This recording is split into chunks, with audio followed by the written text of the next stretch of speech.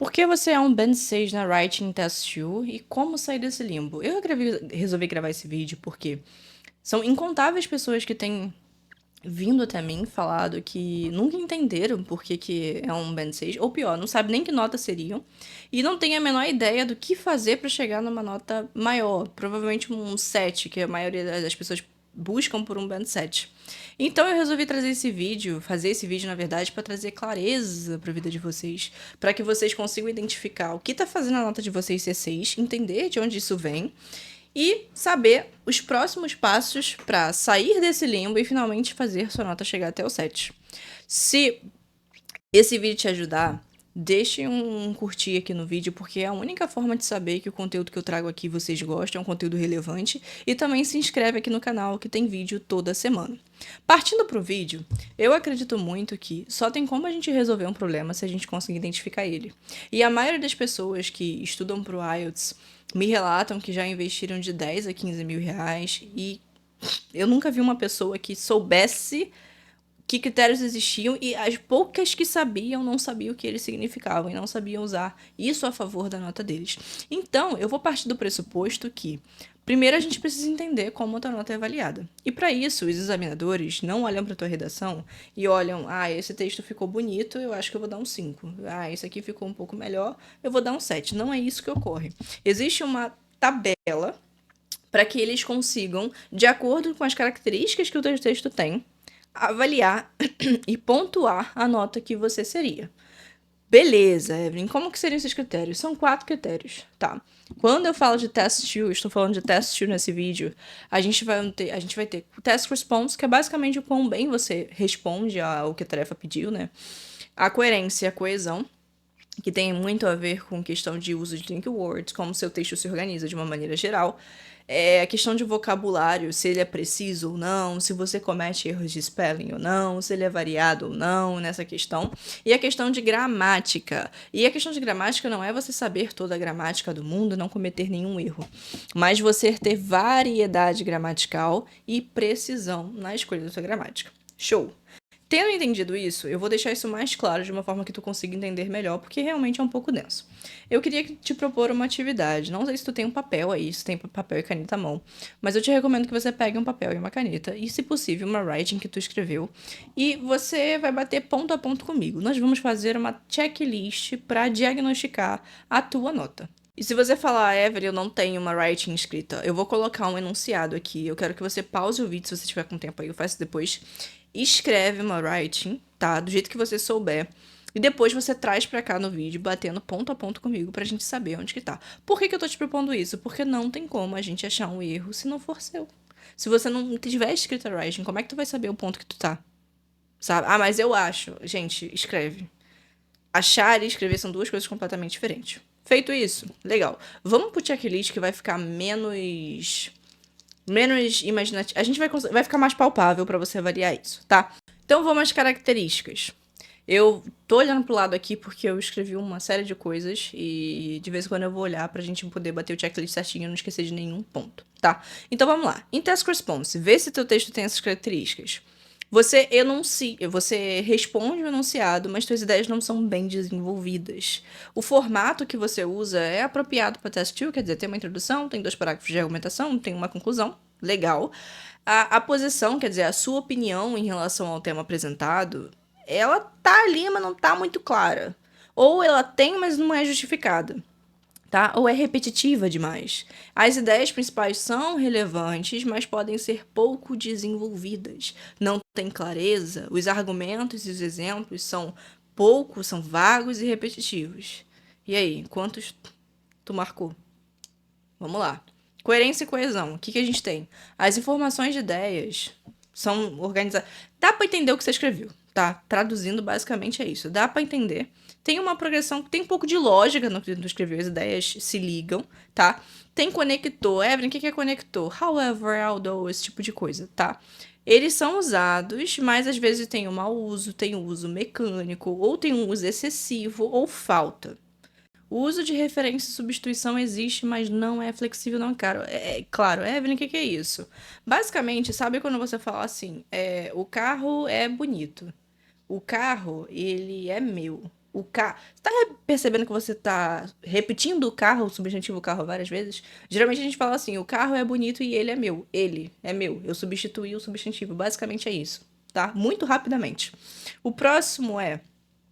Tem as ideias dentro de cada parágrafo, elas existem, tem uma ideia ali, mas a ideia central de todos os parágrafos não é clara. O que isso quer dizer? Basicamente, às vezes tu começa um parágrafo de argumentação falando de A, e aí tu termina falando de B, e quando tu vê tu tá falando de C, e B tem o exemplo de Z, e aí fica uma bagunça, não tem uma ideia central. Você mistura vários assuntos dentro de um parágrafo. Questão de vocabulário. Antes que você pense que um vocabulário é um vocabulário que tem que ser assim, que tem que ser assado, eu vou te provar que às vezes é exatamente esse vocabulário aí avançado que tá te deixando no 6. Por quê? O vocabulário ele tem que ser adequado para cumprir a tarefa, pro tema abordado, tá? O significado é claro, mas tem um alcance um pouco limitado e falta precisão na escolha das palavras. Quando você tenta usar um vocabulário mais avançado, geralmente vai ter uma escolha por erros de inadequação, tá? Então, vai ter um erro de grafia nas palavras, mas eles não vão impedir a comunicação. Se você vê o critério, tem uma coisa que se chama risk taker, que é basicamente quando você arrisca o tempo todo usar palavras mais bonitas, usar palavras mais avançadas. Mas isso vai ser marcado por altos níveis de inapropriação. Então, meu amigo, se você está ouvindo esse vídeo, pare de tentar usar palavras bonitas e avançadas o tempo todo, porque é exatamente isso que vai deixar seu writing no 6, tá? E questão de gramática, como é que funciona isso? Tem mistura de sentenças simples, sentenças complexas. Mas a flexibilidade é limitada. As complexas, quando você usa estruturas complexas, que às vezes é um have been, uma segunda condicional, ela não é tão precisa quanto a estrutura mais simples. E isso fica muito visível. Às vezes eu falo assim, Evelyn, se for pra usar um presente simples no passado, eu sei usar. Mas não é negócio de have been com não sei o que com have, eu não tenho muita certeza, eu acabo escrevendo errado. Tá aqui no 6, tá? Erros de gramática, de grafia e pontuação vão ocorrer, mas não vão impedir a comunicação. Eu quero que tu me fale de tudo isso que eu te falei, o quanto que dentro do teu texto tu se identificou. Um ponto importante, não é pra você sentir no feeling. Ah, eu acho que eu tô nesse ponto. Eu quero que você avalie o seu texto. Volta o vídeo se for necessário para que você identifique esses pontos que eu te pontuei no teu texto. Bom, se você cumpriu a maioria dos critérios que eu te falei aqui, ou se você falou assim, nem isso eu cumpri, minha redação tá um pouco pior que isso, provavelmente você tá abaixo do 6, tá? Então você estaria aí 5,5, 5, depende de como são os outros erros, tá? E aí, qual que é o ponto que a gente tem que olhar? Lembra que eu te falei que pra gente corrigir alguma coisa, a gente precisa entender o ponto que a gente tá, e a gente também vai precisar entender o que o ponto que a gente quer, que nesse vídeo aqui eu estou tomando como referencial o 7, vai exigir da gente. Vamos entender aqui. Então, o que a gente teria em task response? Qual que é a diferença do 6 pro 7? Primeiro, as partes do enunciado que o enunciado te propõe, eles vão ser adequadamente respondidas, ou seja, você responde o que o tema te propõe, tá?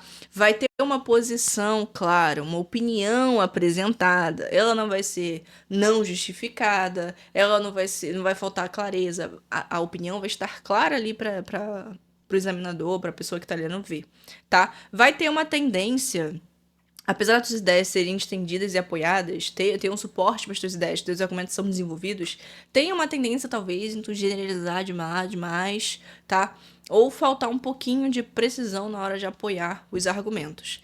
Em coerência e coesão, ponto. Talvez tu sinta que tu faça isso quando cai um tema que tu tem que dizer se tu é a favor ou contra, as vantagens e desvantagens. E tu só vê vantagem ou tu só vê desvantagem.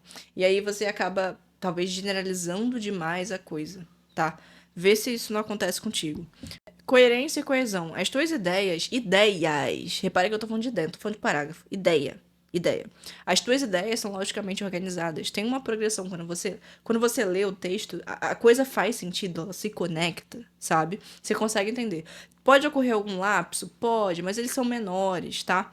Vai ter um uso com variedade de elementos coesivos, tá? Incluindo referência e substituição, mas vão ter ainda algumas imprecisões no uso, ou pode ter uso excessivo ou insuficiente. Vai ter dentro de cada tópico de parágrafo, a ideia principal fica muito clara. Tu não fala de várias coisas dentro do parágrafo. A ideia geral é muito clara. E a sequência de ideias dentro do parágrafo também é lógica. tá? E em questão de vocabulário, pô, Evelyn, a gente tá numa nota C1 no 7. Será que só tem palavras absurdamente diferentes? Será que só tem palavras avançadas? O vocabulário é suficiente para ele permitir precisão e flexibilidade. Guarde uma palavra do 7: flexibilidade e precisão. São as duas coisas que você deve pensar quando você está buscando uma nota Band 7, tá? Vai ter alguma habilidade de usar itens menos comuns, expressões idiomáticas, tá? Vai ter consciência do estilo de colocação. Ainda que possa ocorrer alguma inadequação.